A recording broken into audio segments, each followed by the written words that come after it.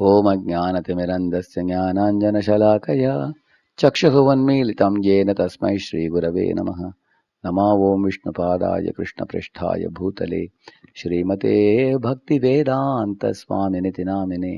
नमस्ते सारस्वते देवे गौरवाणी प्रचारिणे निर्विशेषशून्यवादी पाश्चात्यदेशधारिणे। जय श्री कृष्ण चैतन्य प्रभु नित्यानंद श्री अद्वैत गदाधर श्रीवासादि गौर भक्त वृंद। हरे कृष्ण कृष्ण कृष्ण हरे हरे, हरे Ram Ram Ram Hare Hare. Hare Krishna. Welcome all of you for the question answer session of session number 6. You show the cover page. Yeah. Rupa Salian from Pune. हम जीव भगवान के बच्चे हैं, फिर भी हम कल गलतियां करते रहते हैं। क्यों? कृष्ण भगवान हमें मार्गदर्शन क्यों नहीं देते? कृष्ण भगवान मार्गदर्शन दे रहे हैं भगवत गीता में। और इतना ही नहीं, भगवान कितने अच्छे हैं देखिए। भगवान गीता के रूप में आते हैं, अपने भक्तों को भी भेजते हैं। मंदिरों में श्री विग्रह के रूप में आए हैं, प्रसाद के रूप में आए हैं। दिव्य नदियां गंगा यमुना कावेरी गोदावरी ऐसे दिव्य नदियों के रूप में आए हैं, नाम के रूप में आए हैं। ऐसे अनेक रूपों में आकर कृपा बरसा रहे हैं हमारे ऊपर। तो हम इन सब चीजों को स्वीकारना चाहिए। और इन चीजों में से सबसे श्रेष्ठ चीज, एक महत्वपूर्ण चीज वो क्या है? भक्तों का संग। अगर आप एक भक्त के अधीनता में रहकर मार्गदर्शन लेकर आप अपने जीवन चलाएंगे तो हम गलतियों से ऊपर उठ सकते हैं। तो हमारे live.radhishamdas.com उधर एक रिक्वेस्ट मेंटर ऐसे एक सुविधा है। अगर www.live.radhishamdas.com उधर जाकर आप क्लिक करेंगे, रिक्वेस्ट मेंटर, आपके लिए एक मेंटर दिया जाएगा और उनका मार्गदर्शन में आप चलेगी तो हम सब तरह के गलतियों से ऊपर उठ सकते हैं। और दूसरा चीज है, हम बद्धावस्था में भक्ति मार्ग में आने के बाद भी छोटे छोटे गलतियां हो जाते हैं। इसका कारण है शायद हम अभी तक भक्ति में तीव्र नहीं बने हैं। जैसे हम लोग गीता क्लास के लिए आते हैं, लेकिन फिर भी कुछ वीडियो देखने की, सिनेमा देखने की इच्छा छूटता नहीं, वो भी रहता है।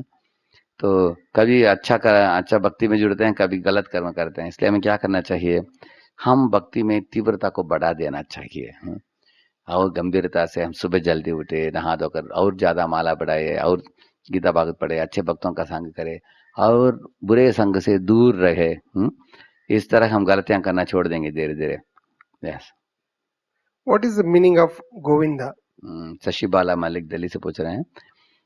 गोविंद का मतलब है, गो का मतलब है गाय, विंद का मतलब है आनंद देने वाले। गायों को आनंद देते हैं भगवान गोचारण लीला में उनको लेके जाकर, वो एक मीनिंग है। दूसरा है गो का मतलब भूमि देवी है, तो भूमि को भगवान आनंद देते हैं। कैसे? अपने श्री चरणों में चप्पल नहीं पहनकर इधर उधर विचरण करते हैं जंगल में भगवान, नाचते हुए अपने सब गायों को बच्चों को लेकर अपने मित्रों के साथ घूमते घामते हुए। इसलिए भूमि बहुत आनंदित हो जाती है कि भगवान इस तरह अपने स्पर्श के द्वारा उनकी धूली दे रहे हैं मुझे, उनको अच्छा लग रहा है। और गो का ये भी मतलब है हमारी इंद्रिया, हमारी इंद्रियों को परम आनंद देने वाले भगवान। जैसे अगर हम लोग नाम लेते हैं, कीर्तन करते हैं, भगवान के श्री विग्रह का दर्शन करते हैं, प्रसाद खाते हैं, ये सब करते समय भक्तों को बड़ा आनंद होता है। हरि बोल हरि बोल हरि बोल बोलते हैं ना। अगर अच्छा प्रसाद सर्विंग हो गया आज फेस्टिवल के दिन, सब भक्त क्या बोलते हैं? हरि बोल। अच्छा कीर्तन, जोरदार कीर्तन हो गया, सब भक्त नाचते हैं, हरि बोल बोलते हैं। सब भक्तों के इंद्रियों को आनंद देने वाले वो भी गोविंद। इस तरह गोविंद का 3 मतलब बताते हैं Prabhupada ji. Nehal from Delhi, please accept my humble obeisances. Prabhuji, how to get rid of Duryodhan mentality? I had recently did offense against my Shiksha Guru due to some economical problem, and now they are very upset that not ready to accept me further as their disciple. How should I make them happy? Is this offense will be forgiven? I sincerely desire to get my Guru association back. What is the way to please them when they are not accepting service from you? So you can write a letter to them and tell them that, due to some economic problem, I could not come for the classes for months together. I was away. Please don't think I'm in Maya.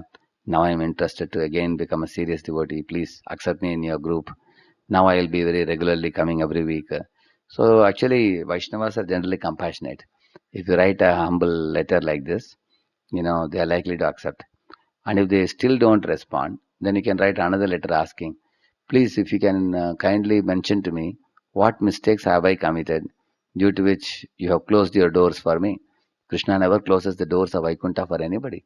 Even demons can become purified and perfect their lives and go back to Godhead. Krishna never says, you are a demon, you can never come back to me.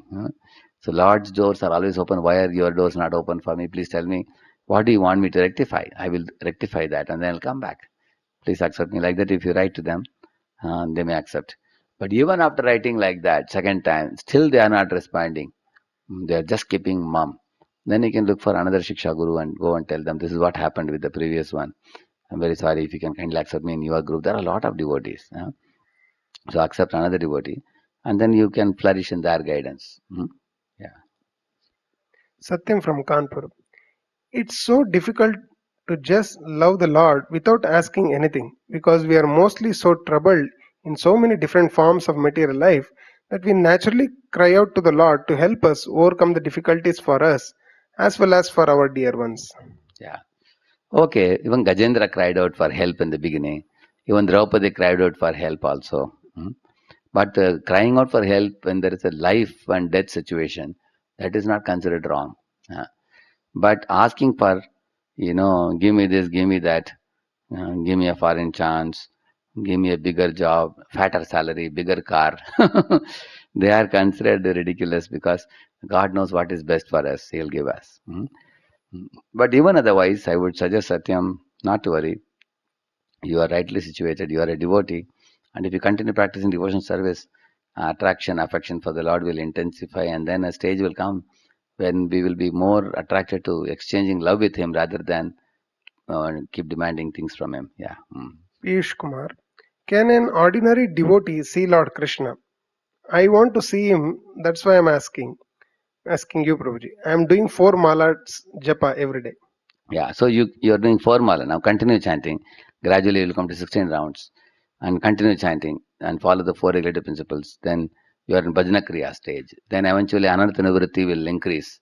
Then when Anarthas, lust, anger, greed, everything is getting washed away, then Nishtha will come, which means deep-rooted bhakti. Just like a sapling mango plant becomes a thick tree, no? Like that bhakti, Dhrida Shraddha will come. Then beyond the Nishtha stage, there's a stage called Ruchi. In the Ruchi stage, you will start developing attraction for the philosophy, pastimes of Krishna, and worship of the deities, and all those things. And you'll be very delighting in those things. Ruchi would have awakened. Then comes the Asakti stage, where you are not just attracted to Navavidha Bhakti, but you are attracted to the person Krishna. And that is the first stage in which Krishna starts giving glimpses of his darshan in Asakti stage. When you go beyond that to the Bhava stage, there one begins to hear the flute sound of Krishna. It's called Sausvarya. Then one here gets a smell of Krishna's body, which is fragrant, called Saurabhya. And then one gets a touch of Krishna's hands, Krishna's embrace, that is called Saukumarya. Yeah. So like this, the various things. And then in Bhava stage, one starts seeing Krishna eye to eye. And in Prema stage, one will permanently live in Krishna's company. So you have to be patient to attain those stages. Now you are chanting 4 rounds. Continue. You are rightly situated. And you have to patiently and persistently continue. And you can see Krishna eye to eye. Possible. Yeah. Rani Gupta from UP. क्या यदि भगवान श्री कृष्ण यदि दुर्योधन के पक्ष में होते तो क्या दुर्योधन की विजय होती? अगर हाँ तो कैसे? यदि नहीं तो क्यों? भगवान कभी अधर्म के पक्ष में नहीं रहेंगे. क्यों रहेंगे भगवान? देखिए, प्रहलाद और हिरण्यकशिपु, भगवान किसके पक्ष में है? प्रहलाद के पक्ष में. अम्बरीश और दुर्वासा मुनि, भगवान अम्बरीश के पक्ष में है. तो भगवान जानते हैं, यदा यदा हि धर्मस्य ग्लानिर्भवति भारत अभ्युत्थानमधर्मस्य तदात्मानं सृजाम्यहं परित्राणाय साधूनां विनाशाय च दुष्कृतां धर्म संस्थापनार्थाय संभवामि युगे युगे. हर युग में मैं अवतरित होता हूँ और मेरे भक्त धर्मपरायण होते हैं. उनको बचाता हूँ, असुरों को वध करता हूँ, धर्म को स्थापन करता हूँ, भगवान बताते हैं। हम्म।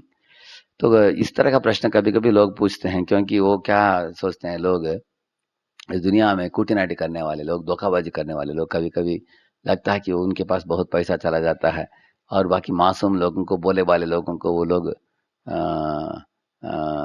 धोखा देकर भगा देते हैं। इस तरह लोग पूछते हैं कभी।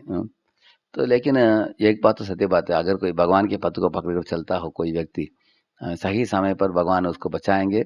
और जो लोग धोखेबाजी किया है उनको दंड तो जरूर प्राप्त होगा, उनको बच नहीं पाएंगे, क्योंकि भगवान सर्वज्ञ हैं, सब कुछ जानते हैं। इसलिए हम भगवान के दिए हुए धर्म के पथ को ही पकड़कर हमें चलना चाहिए।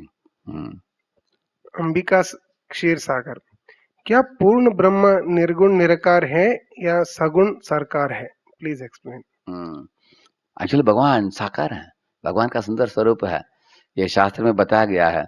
आपको 3-4 श्लोक आपको देता हूँ। 14.27 ब्रह्मणो ही प्रतिष्ठाहम, ऐसे बोलते हैं भगवान। निराकार ब्रह्म का आधार में ही हूँ, भगवान बताते हैं। जैसे इस कमरे में रोशनी फैला हुआ है, लेकिन ये रोशनी का स्रोत बल्ब है ना, वो जिसका आकार है, करेक्ट है ना। इस तरह सूर्य आकाश में एक स्थान में है। अभी मैं कमरे से बाहर देखता हूँ, को सूर्य का किरण, सूर्य नहीं दिख रहा है लेकिन आभा दिख रही है, रोशनी, जिससे मैं बोल सकता हूँ कि सूर्य है। अभी सूर्य एक उसका आकार है, लेकिन रोशनी का आकार नहीं है। इस तरह से भगवान कृष्ण का आकार है, उनके शरीर से निकलने वाली कांति जो है वो निराकार है। वेदाहमेतम पुरुषम महांतम आदित्य वर्णम तमस परस्तात् तम एव विद्वान अति मृत्युमेति नान्यपंता विद्यते अयनाय, ये श्लोक में बताया गया श्रुति मंत्रों में। वेदाहमेतम पुरुष महानतम, एक पुरुष महान पुरुष है, पुरुषोत्तम है, उनके कांति जो है वो ही ब्रह्म ज्योति है। आदित्य वर्णम तमस परस्तात्, इस दुनिया के तमस से ऊपर है वो, और वो ब्रह्म ज्योति है, वो निराकार है। लेकिन भगवान सगुण साकार है, और उनका शरीर सच्चिदानंद विग्रह है, सच्चिदानंद का मूर्तिमान स्वरूप भगवान। गोपाल तापा ने उपनिषद में बताया गया, ओम श्री कृष्णाय नमः श्री सच्चिदानंद रूपाय, ऐसा बताया है। लेकिन भारत में कुछ लोग गलत सिखाते हैं, कुछ साधु बाबा लोग बोलते हैं कि भगवान निराकार है, भगवान का कुछ रूप नहीं है। वो भगवान के विरुद्ध हैं और भगवान से ईर्ष्यालु हैं वो लोग। इसलिए गीता में भगवान बताते हैं कि मैंने अर्जुन को चुना ये गीता बोलने के लिए, क्योंकि वो मेरे भक्त है, मेरे रूप को मानता है, वो मेरे मित्र है, वो भगवान के साथ प्रेम में संबंध जोड़ता है, भक्तोऽस्मि सखा चेति रहस्यम ह्यतदुत्तमम्। और बाकी लोग जो मैंने भी मेरे जीवन में अनेक निराकारवादियों के गीताओं को पढ़कर 10-15 साल हमारा बर्बाद हो गया इस जन्म में। उसके बाद हम वैष्णव भक्तों को मिले, प्रभुपाद जी की किताब मिली मुझे, नहीं तो हम भटक जाते थे, पता नहीं किस मठ में ज्वाइन करते थे हम। प्रभुपाद की कृपा से सही समझ आ गया कि भगवान का सुंदर स्वरूप है, जो ब्रह्मा जी वर्णन करते हैं ब्रह्म संहिता में। वेणुं क्वणन्तं अरविन्ददलायताक्षं बर्हावतं समसिताम्बुदसुन्दराङ्गं कन्दर्पकोटिकमनीयविशेषशोभं गोविन्दम् आदिपुरुषं तमहं भजामि। बताते हैं ब्रह्मा जी, वेणुं क्वणन्तं, वो भगवान वेणु बजाते हैं। अरविंद दलायताक्षम, उनकी आंखें कमल के पंखुड़ियों के बराबर है। बर्हावतांसम का मतलब है मोर का पिछी, मोर का पंख भगवान पहने अपने हैं। असिताम्बुद सुंदरांगम, इसका मतलब है ये घने बादल के रंग है भगवान का शरीर, नीला बादल, इस तरह का उनका शरीर का रंग है। खंदर्प कोटि कमनीय विशेषोभम, कोटि कोटि मदन भी उनके समक्ष आते हैं तो बेहोश होकर गिर पड़ते हैं, इतना खूबसूरती है उनकी। गोविंदम आदि पुरुषम तमहम भजामि, उनको मैं शरण जाता हूँ। आलोल चंद्र कलसत वनमाल्य वंशी, ये जो चंद्र होता है कृष्ण मून, ऐसे उनके कपोल है, सुंदर है। और वनमाला पहने हैं उनके गले में। आलोल चंद्र कलसत वनमाल्य वंशी रत्नांगदम प्रणय केलिकला विलासम, बोलते हैं कि रत्नों से मंडित आभूषणों को पहने भगवान, कौस्तुभ मणि है, इधर भी है, हाथों में, गले में सुंदर सुंदर आभूषणों को पहना है भगवान। आलूल चंद्र कलसद्वनमाल्य वंशी रत्नांगदम प्रणय केलिकला विलासम श्यामम त्रिभंगललितम नियत प्रकाशम। ऐसे बताते हैं कि वो त्रिभंग ललित में खड़े हैं भगवान, ऐसे मुरली बजा रहे हैं। इधर एक टेढ़ा देखेंगे और इधर भी कमर में भी एक है और पांव ऐसे रखते हैं, सुंदर ऐसे त्रिभंग ललित है भगवान का, क्योंकि वो प्रेम का रूप है भगवान। हाँ, आनंद का रूप है, प्रेम का रूप है, आनंद गण है। इसलिए ऐसे प्रेम से अपने भक्तों को देख रहे हैं, भक्तों के साथ आदान प्रदान करते हैं।